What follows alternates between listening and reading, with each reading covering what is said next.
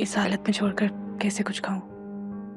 एक दिन में इतनी मोहब्बत सीनिया भाभी ने तो इतनी मोहब्बत कभी नहीं की। अगर उसने नई जिंदगी शुरू कर दी है, बताओ कि तुम्हारी जरार से बात हुई तो तुम भी आगे बढ़ जाओ। ये आप क्या कह रही हैं? आंटी जरार से तो नहीं, लेकिन मेरी महक से जरूर बात हुई थी। यही हकीकत है। मैं इस हकीकत को नहीं मानती। जब मैंने फोन किया तो दोनों एयरपोर्ट पे थे और दुबई जा रहे थे।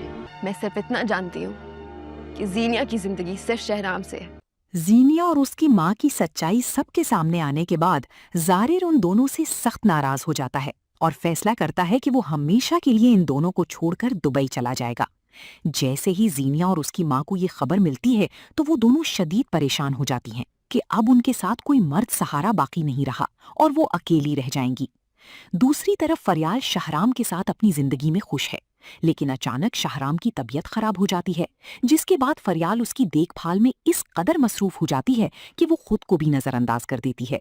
ना वो अपने खाने पीने का ख्याल रखती है और ना ही आराम करती है।